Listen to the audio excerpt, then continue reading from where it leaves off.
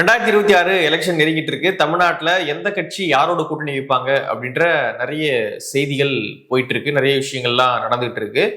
அது தொடர்பான நிறைய அப்டேட்ஸ் நீங்க தெரிஞ்சுக்கணும் அப்படின்னா வே2 நியூஸ் ஆப்பை டவுன்லோட் பண்ணிக்கோங்க. ஆப்புக்கான லிங்கை கீழே டிஸ்கிரிப்ஷன்ல கொடுத்துருக்கோம். தமிழ் தடம் நேயர்களுக்கு வணக்கம். ஊடகவியலாளர் திரு கேப்ரியல் நம்முடன் இணைந்திருக்காங்க. வாங்க பேசலாம். அதற்கு முன்பாக நம்ம தொடர்ந்து வைக்கக்கூடிய ஒரு கோரிக்கையை திரும்ப ஒரு முறை வச்சிடுறேன். சப்ஸ்கிரைப் பண்ணிட்டு வீடியோ பாருங்க.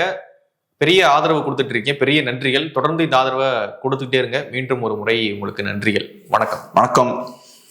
நேத்து நயினா நாகேந்திரன் அவர்கள் எடப்பாடி பழனிசாமி அவர்களை மீட் பண்ணியிருந்தாரு. இப்போ செய்திகள் என்ன வருது அப்படின்னு பாத்தீங்கன்னா, எடப்பாடி பழனிசாமி அவர்கள் கொஞ்சம் காம்ப்ரமைஸ் ஆக முடிவு பண்ணியிருக்காரு. ஓபிஎஸ் அவர்கள் இபிஎஸ் அவர்களுடைய தலைமை ஏற்றுக்கொண்டு அமைதியாக இருக்கிற மாதிரி அப்படின்னா அவரை நான் கட்சியில கூப்பிட்டுக்கிறேன் அப்படின்ற மாதிரியான ஒரு முடிவுக்கு இபிஎஸ் வந்திருக்காரு. மத்திய பாஜக ஒரு அழுத்தம் கொடுத்துருக்காங்க. ஸோ இதெல்லாம் ஏற்றுக்கொண்டு ஓகே, கட்சி ஜெயிக்கணும், 26 முக்கியமான எலெக்ஷன், இதெல்லாம் கணக்கில் வச்சு இபிஎஸ் அவர்கள் ஒரு முடிவுக்கு வந்திருக்காரு. ஒரு சிலரை முடிந்த அளவுக்கு ஒன்றிணைக்கலாம் அப்படின்ற மாதிரியான முடிவுக்கு வந்திருக்காருன்ற செய்திகள் இன்னைக்கு வந்திருக்கு செய்தித்தாள்ல.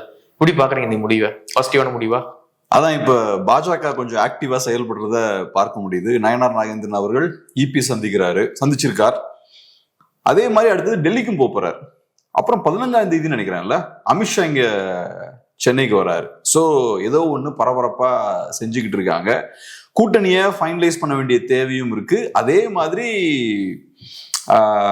டிடிவி அவர்கள், ஓபிஎஸ் அவர்கள், இவங்களால வரக்கூடிய அந்த டேமேஜையும் கம்மி பண்ண வேண்டிய தேவையும் அதிமுக பாஜகவுக்கு இருக்கு. ஸோ அந்த வேலைகள் எல்லாம் ரொம்ப தீவிரமா பண்றாங்க. ஸோ இப்போ அவங்களுக்கு கிளியரா தெரியுது, அதிமுகவை பலவீனமா காட்டக்கூடிய வேலைகளை எதிரிகள் பண்றாங்க. அதிமுக கட்சியில் இருக்கக்கூடிய தலைவர்களை ஒருத்தங்களா இழுக்கிறது, ஃபியூச்சர்லயும் நிறைய பேர் அதிமுக விட்டு வெளியே போயிடுவாங்க, அதிமுக பலவீனமா இருக்கு, அதிமுக ஒரு மூழ்கிட்டு இருக்கக்கூடிய ஒரு கப்பல், ஸோ எல்லாருமே வெளியேறிட்டு இருக்காங்க அப்படின்ற ஒரு இமேஜ் அவங்க கிரியேட் பண்ண முயற்சி பண்றாங்க. ஸோ இந்த நேரத்துல அதை கவுண்டர் பண்ண வேண்டிய தேவை அதிமுகவுக்கும் பாஜகவுக்கும் இருக்கு.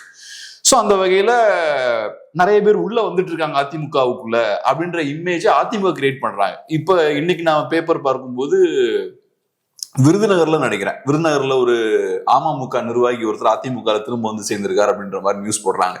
சோ இந்த மாதிரி அதிமுகவோட எதிரிகள் ஒரு சைட்ல நரேட்டிவ் கட்டும் போது அதை உடைக்கிறதுக்கு அதிமுகவும் இந்த வேலைகளை பார்க்கிறாங்க. அப்புறம் இன்னொரு முக்கியமான விஷயம் என்னன்னா, இந்த எலெக்ஷன்ல கண்டிப்பா அதிமுக ஜெயிச்சே தீரணும், அவங்களுக்கு அந்த கட்டாயம் இருக்கு.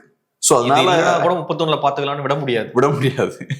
ஆமா, ஏன்னா 2 தடவை கண்டிஷா தோக்குறாங்கன்னா மக்களுக்கு அதிமுக மேல நம்பிக்கை போயிடும். குறிப்பா திமுக எதிர்ப்பாளர்களுக்கு அதிமுக மேல நம்பிக்கை போயிடும். ஜெயலலிதா இருந்து தோத்தா வேற விஷயம், ஜெயலலிதா இல்லாம எடப்பாடி தோக்குறாரு அப்படிங்கும் பொழுது கேள்விக்குறியாயிடும். ஆமா, ஏன்னா இன்னும் இபிஎஸ் சாலிடா ப்ரூவ் பண்ண முடியல, சாலிடான ஒரு வெற்றியை கொடுத்து அவரால் ப்ரூவ் பண்ண முடியல. ஜெயலலிதா அவர்கள் ப்ரூவ் பண்ணிட்டாங்க. ப்ரூவ் பண்ணனால நீங்க சொன்ன மாதிரி 2 தடவை தோத்தா கூட ரைட், 3ஆவது தடவை மேபி மக்கள் நம்பலாம். பட் இபிஎஸ் அவர்கள் இன்னும் ப்ரூவ் பண்ணல. ஸோ இந்த எலெக்ஷன்ல அவரு ப்ரூவ் பண்ணியே ஆகணும். ஸோ அதனால கண்டிப்பா ஜெயிக்க வேண்டிய கட்டாயம் இருக்கு. கண்டிப்பா ஜெயிக்கணும்னா சவுத்ல நல்லா பெர்ஃபார்ம் பண்ணணும். இப்ப அதிமுகன்றது ஒரு தமிழ்நாட்டில் இருக்கக்கூடிய பெரிய கட்சி. நீங்க ஒரு டிஸ்ட்ரிக்ட் பார்ட்டி மாதிரி இருக்க முடியாது, வெஸ்ட்டை மட்டுமே ஃபோக்கஸ் பண்ணி இருக்கக்கூடிய ஒரு பார்ட்டியா இருக்க முடியாது. எல்லா இடத்துலயும் ஈவனா உங்களுக்கு பிரசன்ஸ் இருக்கணும். ஜெயலலிதா அவர்கள், எம்ஜிஆர் அவர்கள், கருணாநிதி அவர்கள், இவங்களுக்கு அந்த மாதிரியான லீடர்ஸ் இல்ல. அவங்களுக்கு எல்லா இடத்துலயுமே தமிழ்நாட்டுல செல்வாக்கு இருந்தது. ஏதோ ஒரு பகுதியில மட்டும் செல்வாக்கு கூட அவங்க இல்ல. சோ அப்படி நீங்க இருக்க முடியாது. இன்னைக்கு அதிமுகவை பொறுத்தளவுல சவுத்ல ரொம்ப வீக்கா இருக்காங்க, வெஸ்ட்ல ரொம்ப ஸ்ட்ராங்கா இருக்காங்க, கொங்கு பகுதியில ஸ்ட்ராங்கா இருக்காங்க. அப்ப நீங்க சவுத்த கொஞ்சமாவது பேலன்ஸ்டா பலப்படுத்த வேண்டிய தேவை இருக்கு. கண்டிப்பா நீங்க அதை செய்தே தீரணும். அப்ப என்ன பண்ணலாம்? ஓபிஎஸ் உள்ள கொண்டு வரலாம், அந்த ஒரு ஆப்ஷன் இருக்கு. டிடிவி அவர்களை உள்ள கொண்டு வருவது கஷ்டம். இப்ப ராமநாதபுரத்துல 4 லட்சம் ஓட்ஸ் இல்ல, ஏறக்குறைய 4.5 lakh ஓட்ஸ் வந்து ஓபிஎஸ் வாங்கியிருக்காரு. அரௌண்ட் 30% ஓட்ஸ் நினைக்கிறேன். அது என்டிஏல இருந்தாரு அவரு. பட் இருந்தாலும் அவர் தனியா பெர்ஃபார்ம் பண்ணிருக்காருல அங்க அந்த சைட்ல. ஸோ அது சாதாரண விஷயம் கிடையாது. பலாப்பழ சின்னம். ஆமா, பலாப்பழ சின்னத்துல 4.5 லட்சம் தான் நினைக்கிறேன்ல. ஆமா, கிட்டத்தட்ட 2வது இடம் அவரு. 2வது இடத்துக்கு வந்துட்டாரு. 30%க்கு மேல ஓட்ஸ் வாங்கிட்டாருன்னா சாதாரண விஷயமே கிடையாது. ஏன்னா அந்த மெக்கானிசம் அவர்கிட்ட இருக்கும். அவர் ஒரு ஆக்டிவ் பொலிட்டீஷியன். இந்த மாதிரியான ஆக்டிவ் பொலிட்டீஷியன்ஸ் அவங்களுக்குன்னு ஒரு கோட்டையை வச்சிருப்பாங்கல்ல, அந்த மாதிரி அந்த பகுதியில் அவர் ஸ்ட்ராங்கான ஒரு தலைவர். ஸோ அதனால அவரோட செல்வாக்கு அவர்னால அங்க காட்ட முடியுது. இப்ப அவர்னால லோக்சபா எலெக்ஷன்ல 4.5 லட்சம் ஓட்ஸ் வாங்க முடியுதுன்னா கண்டிப்பா ஒரு 5-6 அசம்பிளி கான்ஸ்டியூவன்சிஸ்ல சீரியஸான டேமேஜ் ஏற்படுத்த முடியும். அதே மாதிரி டிடிவி எடுத்துக்கிட்டீங்கன்னா 2021 2.5% ஓட்டு வாங்கினார்னு நினைக்கிறேன். 2.5 கொஞ்சம் கம்மியா வாங்கியிருப்பாருன்னு நினைக்கிறேன். ஆனா சில டிஸ்ட்ரிக்ட்ஸ்ல பார்த்தோம்னா பெரிய டேமேஜ் ஏற்படுத்துறாரு. சிவகங்கையா இருக்கலாம். அதிமுக தோக்குறதுக்கான நிறைய காரணங்கள் அமமுக. ஏறக்குறைய 20 தொகுதிகள்ல டேமேஜ் ஏற்படுத்திட்டார். அந்த வின்னிங் மார்ஜின் வந்து இவரோட ஓட் ஷேரா இருந்தது அப்படின்றாங்க. சோ அந்த வகையில பார்த்தோன்னா இப்ப சிவகங்கையா இருக்கலாம், ராமநாதபுரமா இருக்கலாம், மதுரையா இருக்கலாம், தென்காசியா இருக்கலாம், அப்புறம் கோவில்பட்டியில தான் டிடிவி நின்னார்னு நினைக்கிறேன் 21ல. எவ்வளவு ஓட்டு வாங்கினாரு? 30. கடம்பூர் ராஜு அவர்களை எதிர்த்து அரௌண்ட் 30% ஓட்ஸ் என்னமோ வாங்கினார்னு நினைக்கிறேன். அப்கோர்ஸ் ஏடிஎம்கே தான் அங்க ஜெயிச்சாங்க. பட் டேமேஜ் வந்து அவரு பெருசா அங்க ஏற்படுத்தினார். 30% ஓட்ஸ்னா 40-50,000 ஓட்ஸ் வாங்கியிருப்பாருங்க. சாதாரண விஷயம் கிடையாது. சோ டிடிவி அவர்களோட அட்வான்டேஜ்னா அவர்கிட்ட ஒரு கட்சியும் இருக்கு, ஒரு ஆர்கனைசேஷனும் இருக்கு, நிறைய பகுதிகளில் செல்வாக்கும் இருக்கு. ஓவராலா பார்க்கும்போது 2.5% நம்ம கேஷுவலா சொல்லிடலாம். ஆனா உள்ள இறங்கி பார்த்தா சவுத்ல நிறைய பகுதிகளில் அந்த ஓட்ஸ் பார்த்தோம்னா கான்சென்ட்ரேட்டடா இருக்கு. சோ அப்ப டிடிவி ஜெயிக்கிறாரோ இல்லையோ உங்களை ஜெயிக்க விட மாட்டாரு. நிறைய பகுதிகளில் உங்களோட வெற்றி வாய்ப்பை இல்லாம பண்ணிடுவாரு. ஆமா. அப்ப அதிமுக காரங்க இருப்பாங்களா சவுத்துல, அவங்க இதனால பாதிக்கப்படுவாங்க. அவங்க என்ன பண்ணுவாங்க? மேலிடத்துக்கு தகவல் அனுப்புவாங்க. இந்த மாதிரி டிடிவி அவர்கள் ஓட்டை பிரிச்சாருன்னா எங்கனால ஜெயிக்க முடியாது, 21 அதுதான் நடந்தது, சோ தலைவரே பார்த்து ஏதாவது செய்யுங்கன்னு சொல்லுவாங்க. இருங்க செய்யறேன் அப்படின்னு மீட் பண்ணிட்டாரு. சோ அப்ப ஏதாவது செஞ்சாகணும்ன்ற தேவை இருக்கு. ஒண்ணு, ஒரு இமேஜை மெயின்டைன் பண்ணணும். கட்சி நல்லா ஸ்ட்ராங்கா இருக்கு, எல்லாரும் வெளியே போற மாதிரி தெரிஞ்சாலும் உள்ளேயும் நாங்க எல்லாரையும் கொண்டு வந்துட்டு இருக்கோம், டேமேஜ் எல்லாம் இல்லைன்ற விஷயத்த ப்ரூவ் பண்ணோம். ரெண்டாவது, கிரவுண்ட்ல உங்களுக்கு சிக்கலும் இருக்கு சவுத்துல. சோ அதையுமே சரி பண்ண வேண்டிய தேவை இருக்கு. அதனால இப்ப மேபி ஒரு ஸ்டெப் இறங்கி வராரோ இபிஎஸ் அப்படின்ற மாதிரி தோணுது. பிளஸ் அவரோட ஸ்டாண்ட்ல கரெக்டா தான் இருக்காரு. என்ன தலைவரா ஏத்துக்கணும்ன்றாரு. இதுக்கு முன்னாடி இந்த பிரச்சனை என்னன்னா, ஓபிஎஸ் அவர்கள் இபிஎஸ் தலைவரா ஏத்துக்கல, சிஎம் கேண்டிடேட்டா ஏத்துக்கணும்னு சொல்லிட்டாருன்னு நினைக்கிறேன். அதே மாதிரி டிடிவி அவர்களை பொறுத்தளவு தனி கட்சியை வச்சிருக்காரு. அந்த கட்சியோட பர்பஸே இபிஎஸ் அவர்கள் எதிர்க்கிறது தான். இபிஎஸ் வந்து சொல்லும் பொழுது துரோகின்னு தான் சொல்றாரு, இபிஎஸ் சொல்ல மாட்டாரு. ஆமா, துரோகத்தை ஏத்துக்க முடியாது. ஆமா, அதுதான் அந்த கட்சியே. அவர்கிட்ட இருந்து அந்த அதிமுக மீட்டெடுக்கிறது தான் அம்மா மக்கள் முன்னேற்ற கழகத்தோட பர்பஸ். சோ அதனால இந்த சிக்கல்கள் இருக்கு. சோ இந்த சிக்கலுக்குள்ள ஓபிஎஸ் ஓரளவுக்கு அகாமடேட் பண்ணிடலாம்னு நினைக்கிறேன். இபிஎஸ் எதிர்பார்க்கிறது போலயே ஓபிஎஸ் கொஞ்சம் இறங்கி வந்து உங்களை தலைவரா நான் ஏத்துக்கிறேன்னு சொல்லியாச்சுன்னா மேபி ஓபிஎஸ் அகாமடேட் பண்ணலாம். ஆனா டிடிவி அகாமடேட் பண்றது கஷ்டம் தான் நினைக்கிறேன். அதன் பிறகு ஓபிஎஸ் குடைச்சல் கொடுக்க மாட்டாரா? உள்ள ஒரு குரூப் ஃபார்ம் பண்றது அந்த மாதிரிலாம் பண்ண மாட்டாரா? கண்டிப்பா பண்ணுவாரு.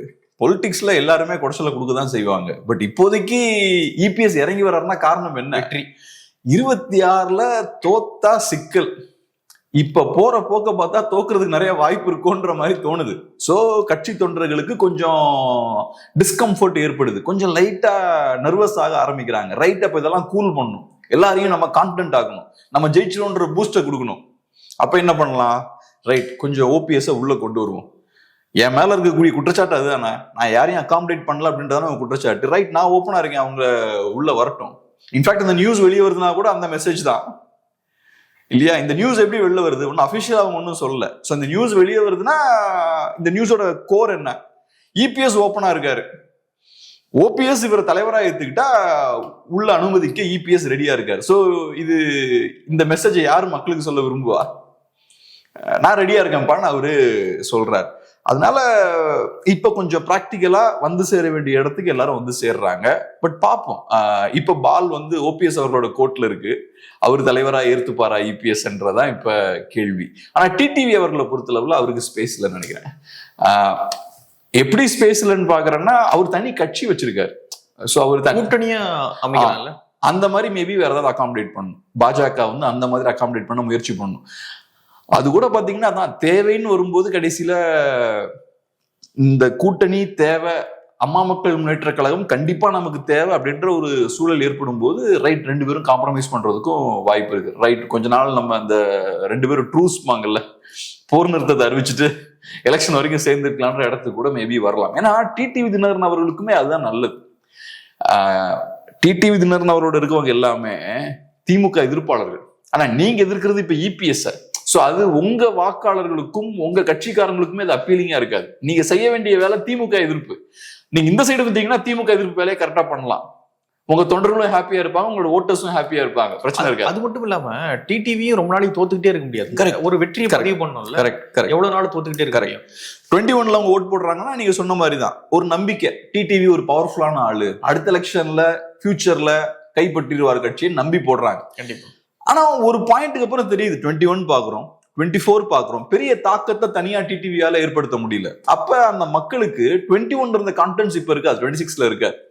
சோ 21ல கொடுத்த அதே பெர்ஃபார்மன்ஸை 26ல கொடுக்க முடியாது.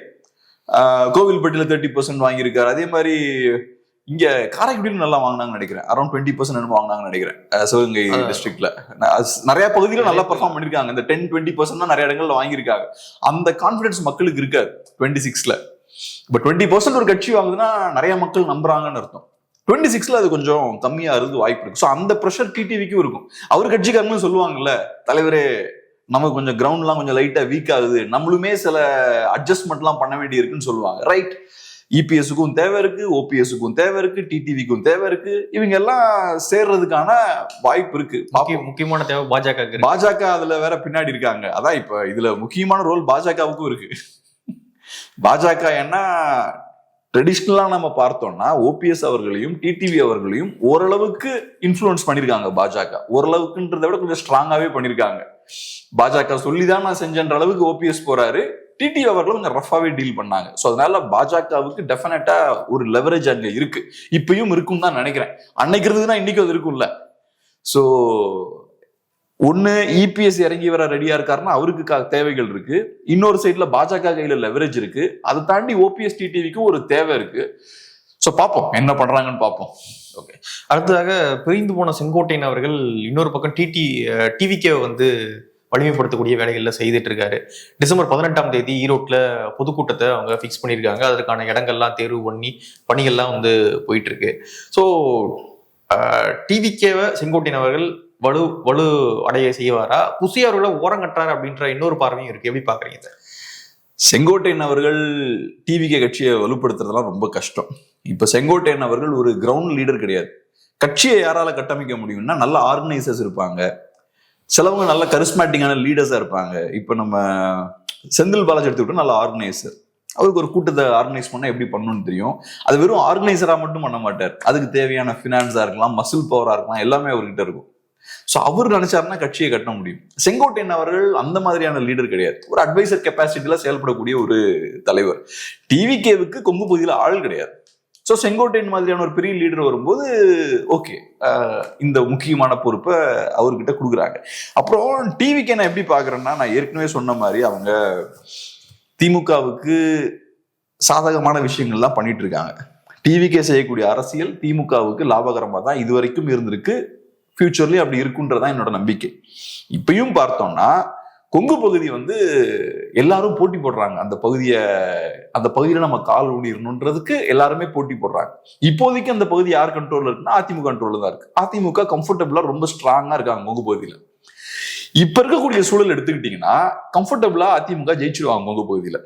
ஏன்னா பாஜக தனித்து போட்டியிடல, பாஜக அதிமுகவோட இருக்காங்க, ரெண்டு பேருமே பவர்ஃபுல்லா இருக்காங்க கொங்கு பகுதியில. ஸோ ரெண்டு பேரோட ஓட்ஸுமே கன்சாலிடேட் ஆகுது. மூணாவது 21-19 கமல்ஹாசன் ஓட்ட பிரிச்சார். கமல் ஃபேக்டரி இப்ப கிடையாது, கமலுமே ஆன்டி டிஎம்கே ஓட்ஸ் தான் அப்ப. ஸோ இப்ப அவங்களுக்கு கமலை ரிப்ளேஸ் பண்றதுக்கு புதுசா ஒரு ஃபோர்ஸ் தேவைப்படுது. அந்த வேலையை தான் இப்ப விஜய் பண்றார். விஜயை பொறுத்தளவு கொங்கு பகுதியை ஃபோக்கஸ் பண்ண வேண்டிய எந்த தேவையுமே கிடையாது. கொங்கு பகுதி மக்கள் வந்து ஏற்கனவே அங்க இவ்வளவு போட்டி இருக்கும்போது நீங்களும் அங்க உள்ள போய் முட்டி மோத வேண்டிய அவசியம் கிடையாது. பட் இருந்தாலும் நான் எப்படி பாக்குறேன்னா, விஜய் ஃபேக்டர் இல்லைன்னா திமுகவுக்கு கொங்கு பகுதியில் ஹோப்பே கிடையாது. ஆனா ஒரு கட்சி வந்து ஒய்டா எல்லா ஏரியா வந்து கவர் பண்ணி ஆகணும், கொங்கு கவர் பண்ண வேண்டாம், நார்த்தை மட்டும் கவர் பண்ணா போதும் அப்படின்லாம் பர்டிகுலரா பண்ண முடியுமா ஒரு பார்ட்டி? நான் கவர் பண்ணான்னு சொல்லவே இல்லையே. இவங்க வேற என்னெல்லாம் ஏரியாவை பயங்கரமா கவர் பண்ணிருக்காங்க. இப்ப கொங்கு பகுதிக்கு டிவிக்கு கொடுக்குற முக்கியத்துவத்தை மற்ற எந்த பகுதிக்கெல்லாம் கொடுத்துருக்காங்க? ஃபோக்கஸ் பண்ணி எனக்கு தெரிஞ்சு ஒரு பகுதின்னு ஃபோக்கஸ் பண்ணி கொடுக்குற இந்த ஒரு பகுதிக்கு மட்டும்தான், கொங்கு பகுதிக்கு மட்டும்தான் ஃபோக்கஸ் பண்ணி கொடுக்குறாங்க. அதுவும் செங்கோட்டையன் அவர்களை கொண்டு வந்ததுக்கு அப்புறம், செங்கோட்டையன் அவர்களை கொண்டு வந்ததுக்கு பின்னாடி இந்த ஸ்ட்ராட்டஜிலாம் இருக்குன்னு தான் நான் பாக்குறேன். ஃபோக்கஸ்டா ஏடிஎம்கேல இருந்து கொங்கு பகுதியில இருந்து ஒரு முக்கியமான ஒரு லீடரை உள்ள கொண்டு வந்து அந்த சைட்ல நாங்க பார்ட்டியை பில்ட் பண்ண போறோம், அதை ஃபோக்கஸ் பண்ணி செய்ய போறோம். கரூர் சம்பவத்துக்கு அப்புறம் ஃபர்ஸ்ட் டைம் அங்க ஒரு பெரிய ஒரு பொதுக்கூட்டம் போட போறோம். இதெல்லாம் பார்க்கும்போது கமல்ஹாசன் விட்டு சென்ற அந்த ஒரு வேக்குவம் இருக்கு பாருங்க, அந்த பணியை. ஆமா, அதாவது திமுக எதிர்க்கணும்னு ஒரு குரூப் அங்க இருக்கான். அவனுக்கு அதிமுக பாஜகவை விட ஒரு ஸ்டார் அப்பீலிங்கா தெரியலாம். அதான கமல்ஹாசன் ஆக்குபை பண்ண ஸ்பேஸ். நான் திமுகவை எதிர்க்கணும், ஆனா பாஜக அதிமுகவுக்கு நான் ஓட் போட மாட்டேன். அப்ப கமலுக்கு ஓட் போடுறாங்க. ஸோ அப்போ அங்க ஒரு ஸ்பேஸ் இருக்கு. அந்த ஸ்பேஸை கரெக்டா பிடிக்கணும் யாராவது ஒருத்தாங்க. அந்த ஸ்பேஸை விஜய் ஆக்குபை பண்ணலன்னா அந்த ஓட்ஸ் எங்க போகும்? பாஜக திமுகவுக்கு போயிடும். அப்படி அந்த இடத்துக்கு போயாச்சுன்னா திமுகனால சர்வே ஆக முடியாது. ஏன்னா கொங்கு பகுதியை பொறுத்தளவுல திமுக வாக்குகள் கம்மி. திமுக கிட்ட இருக்கக்கூடிய ஒரே ஹோப் என்னன்னா ஆன்டி டிஎம்கே ஓட்ஸை உடைக்கணும். 19லயும் 21லயும் கமல் வச்சு உடைச்சாச்சு, 26ல விஜய் வச்சு உடைக்கணும். விஜய் உடைக்கலன்னா கொங்கு பகுதியில சிக்கல். கொங்கு பகுதியில தான் இன்னைக்கு கொங்கு பகுதி தான் முக்கியமான ஒரு பினான்சியல் சென்டரா மாறிட்டு இருக்கு. ஸோ கொங்கு பகுதியில் இருக்கிற சீட்ஸை விட அது ஒரு முக்கியமான பினான்சியல் சென்டர். ஸோ நீங்க அங்க ஸ்ட்ராங்கா இருந்தாதான் மற்ற பகுதிகளில் நீங்க ஸ்ட்ராங்கா இருக்க முடியும். ஸோ அதனால இன்னைக்கு அது ஒரு பினான்சியல் ஹப்பா, ஒரு இண்டஸ்ட்ரியல் ஹப்பா இருக்கிறனால கொங்கு பகுதியை ஃபோக்கஸ் பண்றாங்க, எஃபோர்ட் போட்டு அடிக்கிறாங்க எல்லாரும். ஓகே, இன்னொரு பக்கம் புஷி ஆனந்த செங்கோட்டையன் அவர்கள் பலவீனம் அடைய செய்யறாரு அப்படின்னு இன்னொரு பார்வை இருக்கு. அது வாய்ப்பு இருக்குமா? இப்ப டிவிகே பொறுத்தளவுல சிம்பிள்ங்க. விஜய்க்கு ஒருத்தரை பிடிச்சாச்சுன்னா அவர் ஒரு தலைவர். டக்குன்னு விஜய் இப்படி கை காட்டினாருன்னா இவர் ஒரு தலைவர், இந்த பக்கம் கை காட்டினாருன்னா அவர் ஒரு தலைவர். ஸோ இப்ப செங்கோட்டையனோட தேவை ஏற்படுது. அதனால செங்கோட்டையன் அவர்களை பார்த்து இப்ப கையை காட்டியாச்சு. செங்கோட்டையன் அவர்கள் முக்கியமான ஒரு ஆளா எமர்ஜ் ஆகிறார். ஸோ அந்த டிவிகேவோட கோர் டீம்ல இப்ப செங்கோட்டையன் அவர்களும் இருக்கார். ஸோ செங்கோட்டையன் அவர்கள் கண்டிப்பா மேல வரார். இந்த கோர் டீமுக்குள்ள அவரும் முக்கியமான ஒரு ஆளா உள்ள வர்றது வந்து கண்டிப்பா மற்றவங்களுக்கு ஒரு பின்னடைவு தான். ஏற்கனவே அவர் கூட நெருக்கமா இருந்தவங்களுக்கு ஒரு சின்ன ஒரு பின்னடைவு தான். பட் அந்த கட்சி இதெல்லாம் செய்துதான் ஆகணும். ஏன்னா அவங்க ஒரு விதமான செயல்பாட்டுல ஈடுபடுறாங்க, அது பேக் ஃபயர் ஆகுது. அவங்களால சில விஷயங்களை செய்ய முடியல ப்ராப்பரா. கரூர்ல அந்த ரோட் ஷோவை ப்ராப்பரா ஆர்கனைஸ் பண்ண முடியல. இதை கரெக்டா பண்ணியிருந்திருக்கணும். பாண்டிச்சேரி மாதிரியான சின்ன பகுதி கிடையாது தமிழ்நாடு. கரூர் வந்து ஒரு பெரிய ஒரு பகுதி. அங்க தமிழ்நாடு முழுக்க இருந்து விஜய்க்கு ஃபேன்ஸ் வருவாங்க. பாண்டிச்சேரியில அந்த மாதிரிலாம் இல்லை. பிளஸ் பாண்டிச்சேரியில நீங்க இப்ப ஆர்கனைஸ் பண்ணும்போது தமிழ்நாட்டுல ஒரு பிரச்சனை நடந்திருக்கு. ஸோ அது நடக்கக்கூடாதுன்ற அந்த ப்ரெஷரும் இருந்தது. ஸோ அதுக்காக நீங்க இன்னும் ப்ரிப்பேர்டா இருக்கீங்க.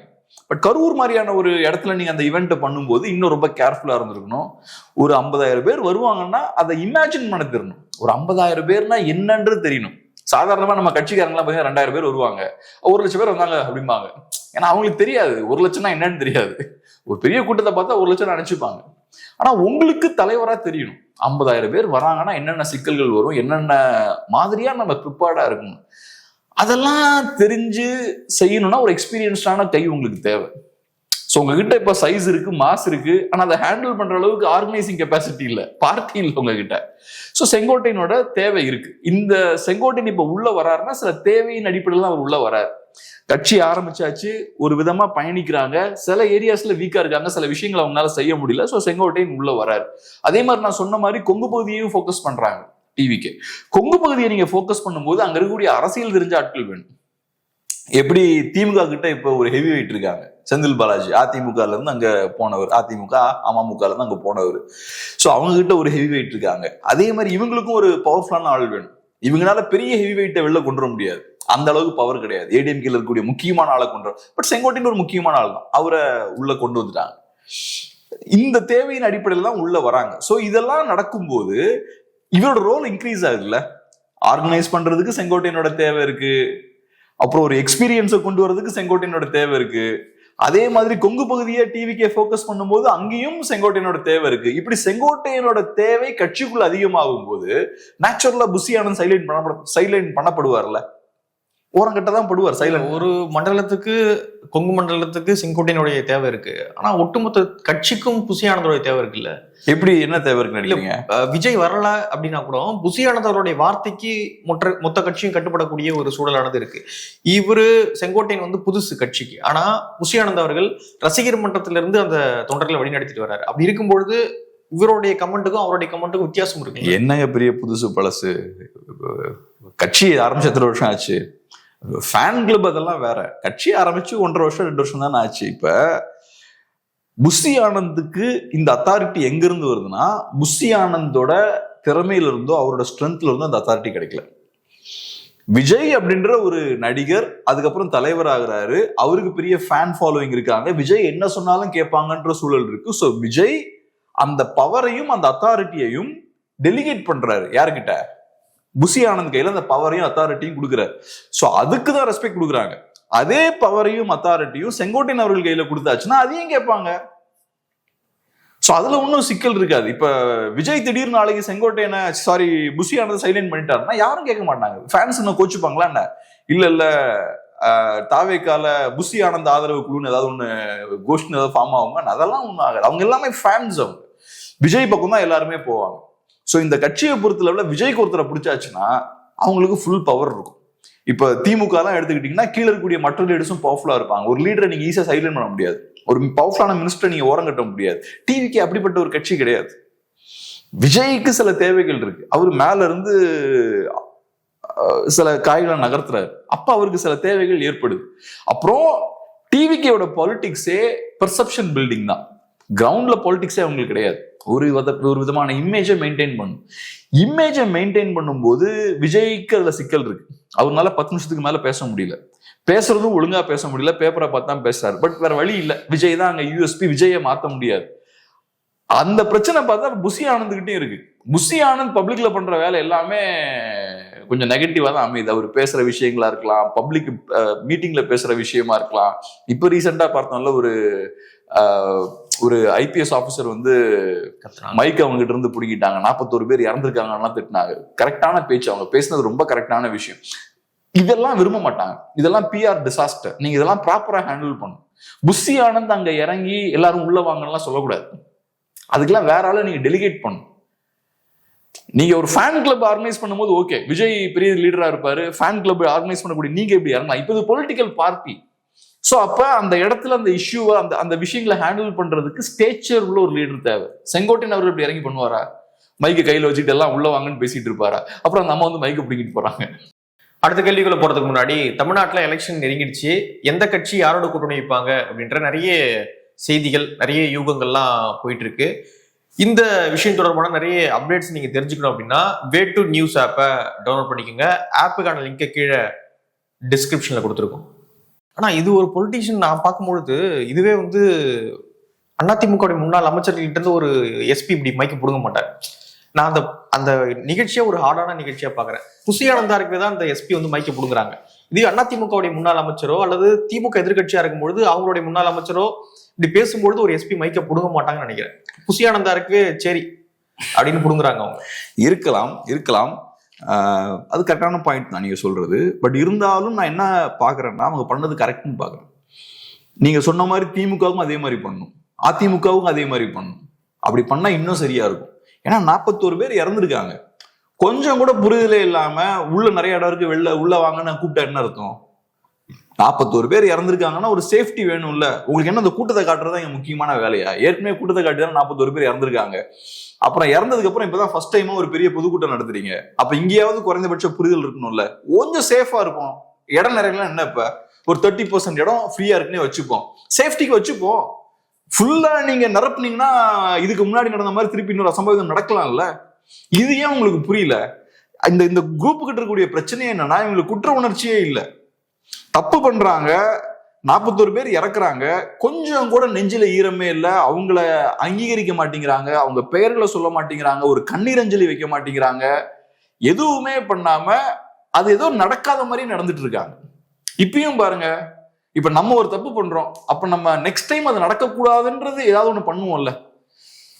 நம்ம பிஹேவியர்லே தெரியும்ல, சரி கொஞ்சம் அடக்கி வாசிப்போம் அப்படின்ற மாதிரி இருக்கும்ல. இவங்களுக்கு எதுவுமே இல்லை, திருப்பியும் கூட்டம் காட்டுறதுல தான் இருக்கீங்க. இது அதான் நான் சொல்றது, ஃபேன் கிளப் ஈவெண்ட் இல்ல, விஜயை குஷிப்படுத்துற வேலை கிடையாது. விஜய் ஸ்டேஜ்ல நின்று பார்க்கும்போது எல்லா இடத்துலயும் கிரௌட் இருக்கணும், புஷி ஆனந்தோட பவரை காட்டணும். ஏன்னா பாண்டிச்சேரி இல்ல, அது இங்க வேலை கிடையாது. ஏற்கனவே இறந்துருக்காங்க 40 பேரு. சோ இங்க ப்ரையாரிட்டி மக்கள், நீங்க சேஃப்டியை தான் ப்ரையாரிட்டைஸ் பண்ணணும். உங்க தலைவரை சந்தோஷப்படுத்துறது இங்க ப்ரையாரிட்டி கிடையாது. புஷி ஆனந்த் இங்கேயும் அவர் பெர்ஃபார்மன்ஸ் கொடுக்கறதுலாம் முனைப்போட இருக்காரு, கிரவுண்ட்ல இறங்கி எல்லாத்தையும் உள்ள கொண்டு வரதுக்கு இருக்காரு. அது தவறு. அது அதை தாண்டி இப்போ அஃப்கோர்ஸ் இப்போ நான் கேள்விப்பட்டிருந்தேன்னா புஷி ஆனந்த் அவர்களுக்கும் விஜய் அவர்களுக்கும் பர்சனல் நல்ல ஈக்குவேஷன் இருக்குன்னு நான் கேள்விப்பட்டிருக்கேன். ஸோ அதனாலதான் இவ்வளவு முக்கியமான பொறுப்பையும் அவர் கொடுக்குறாரு. ரொம்ப நாட்டில் அவங்க பயணம் பண்ணியிருக்காங்க. ஸோ புஷி ஆனந்த விஜய் ட்ரஸ்ட் பண்றாரு, இதெல்லாம் இருக்கு. ஆனா அதை தாண்டி ஒரு கட்சின்னு வரும்போது அது ஒரு ஃபேன் கிளப் ரன் பண்ற விஷயம் கிடையாது. ஃபேன் கிளப்னா ஃபோக்கஸ்டா சில விஷயங்கள் மட்டும் செஞ்சா போதும். ஆனா ஒரு கட்சினா நிறைய விஷயங்கள் செய்ய வேண்டியிருக்கும், நிறைய விஷயங்கள் கோஆர்டினேட் பண்ண வேண்டியிருக்கும். நிறைய விஷயங்கள் தப்பா பண்ணீங்கன்னா பெரிய பிரச்சனைகளை கொண்டு போய் விட்டுரும், கரூர்ல நடந்த மாதிரி. ஸோ அப்ப ஒண்ணு செங்கோட்டையன் அவர்கள் உள்ள வராரு, அதையும் தாண்டி ஆட்கள் தேவைப்படுவாங்கன்னு நினைக்கிறேன். இப்ப காளியம்மாள்லாம் திரும்ப உள்ள வர போறாங்க அப்படின்னா இன்னைக்கு காலைல கூட பிரஸ் மீட் வெயிட் பண்ணி பாருங்க அப்படின்றாங்க. அவங்க உள்ள வருவாங்களா? இன்னும் ரொம்ப நாளா போயிட்டே இருக்கு, எங்கதான் போறாங்க அவங்க ஒன்னும் புரியல. அதான், ஆனா காளியம்மாள் அவர்கள் அகாமடேட் பண்றதுல ஏதோ சிக்கல் இருக்கு. இப்ப நான் என்ன யோசிப்பேன், அவங்க விரும்புறாங்களா உள்ள வரத? அவங்க ஓப்பனா இருக்கிற மாதிரி தான் தெரியுது. இப்ப காளியம்மாள் அவர்களை பொறுத்தவரை சீமானையும் ப்ரைட் பண்ணி தான் பேசுறாங்க. சீமான் தான் தமிழ் உணர ஓட்டுனாரு, அந்த மாதிரி விஷயங்கள்லாம் பேசுறாங்க. இன்னொரு பக்கம் டிவிக்கேவும் சப்போர்ட்டா தான் பாக்குறாங்களா? இப்ப என்னன்னா, அவங்க இன்னும் எந்த கட்சியிலையும் சேரல. நீங்க ஒரு கட்சியில சேர்ந்தாதானே யாரை எதிர்க்கிறது யாரை ஆதரிக்கிறதுன்ற முடிவுக்கு போக முடியும். இப்போதைக்கு அவங்க இண்டிவிஜுவலா தான் இருக்காங்க. சோ ஆப்ஷன்ஸ் ஓப்பனா வச்சிருக்காங்க, யாரையுமே அட்டாக் பண்ணல. நாம் தமிழ் கூட்டால வந்துடலாம் தெரியல, நாம் தமிழுக்கு போவாங்களான்னு தெரியல, மேபி வரலாம், எனக்கு தெரியல. ஆனா ஒரு விஷயம் என்னன்னா, அவங்க இப்ப ஒரு ட்ரெடிஷ்னல் பொலிட்டீஷியனா மாறுவதற்கு தயாராயிட்டாங்கன்னு தோணுது. நாம் தமிழ் கட்சியில இருக்கும்போது மாற்றத்துக்கான ஒரு அரசியல்வாதி அவங்க இருந்தாங்க. அரசியல்வாதின்றதை விட ஒரு நல்ல எனர்ஜெட்டிக்கான ஒரு ஆக்டிவிஸ்டா அவங்க இருந்தாங்க. இப்போ ஒரு ட்ரெடிஷ்னல் பொலிட்டீஷியனா மாறுவதற்கு தயாராயிட்டாங்களோன்னு தோணுது. அவங்க பேசுறதெல்லாம் வச்சு பார்க்கும்போது மற்ற கட்சிகள்லாம் வந்து பேசிட்டு தான் இருக்காங்க, சீக்கிரமா முடிவு அனௌன்ஸ் பண்றேன். இது வந்து இந்த ட்ரெடிஷ்னல் பொலிட்டீஷியன்ஸ் பேசுற ஸ்டைல். இது ஒரு கொள்கை வழியில போகக்கூடிய ஐடியாலஜி ட்ரிவன் லீடர் எப்படி பேசுவாங்கன்னா, நான் ஏற்கனவே என்டிகேல இருந்து வெளியே வந்திருக்கேன், எனக்கு இந்த இடத்துல கருத்தியல் முரண்கள்லாம் இருக்கு, பட் இப்ப நான் அந்த முரண்கள்லாம் வெளியே வந்தாச்சு, இனி இந்த பாதையில நான் போவேன், உங்க ஐடியாலஜியை ப்ரையாரிட்டைஸ் பண்ணி செட் பண்ணுவாங்க. இவங்க அதெல்லாம் செட் பண்ணல. இவங்க நிறைய கட்சிகளை லிஸ்ட் பண்றாங்க, இதுல எனக்கு சில ஆப்ஷன்ஸ் வர வாய்ப்பு இருக்கு, நான் I will let you know அப்படின்றாங்க. இது கொஞ்சம் கமர்ஷியலா இருக்குது. ஸோ அது கொஞ்சம் வருத்தம் அளிக்கக்கூடிய ஒரு விஷயம். அவங்க அந்த மக்கள் சார்ந்த அரசியல், அந்த மாற்று அரசியல்ன்ற போது அதுல ஒரு ஃப்ரெஷ்னஸ் இருக்கும் பாருங்க. இந்த ட்ரெடிஷனல் பாலிடிக்ஸ் மாதிரி இருக்கு, அதுல ஒரு ஃப்ரெஷ்னஸ் இருக்கும், நீங்க கொஞ்சம் டிஃப்ரெண்டா இருப்பீங்க. அந்த விஷயம் இப்ப மாறிடுச்சு. காளியம்மாள் அவர்கள் இப்ப இவால்வ் ஆகி ஒரு ட்ரெடிஷனல் பாலிட்டிஷியனா அவங்க மாற ஆரம்பிக்கிறாங்க, அந்த ரூட்ல ட்ரெடிஷனல் பாலிடிக்ஸ் ரூட்ல போக ஆரம்பிக்கிறாங்க. இது கொஞ்சம் வருத்தம் தான். பட் இருந்தாலும் ஒரு திறமையான ஒரு லேடி அவங்க. ஸோ அந்த வகையில் அவங்களுக்கு புது ஆப்ஷன்ஸ் எல்லாம் ஓப்பன் ஆகுதுன்னா அது சந்தோஷம்தான். அந்த மாற்று அரசியல் ஒரு லீடரை இழந்திருக்கு, பட் இந்த ட்ரெடிஷனல் பாலிடிக்ஸ்குள்ள ஒரு புது ஃப்ரெஷ் ஃபேஸ் உள்ள வராங்க, அப்படி பார்க்கலாம். நிறைய விஷயங்களை மூட பகிர்ந்துக்கிட்டீங்க. நன்றி.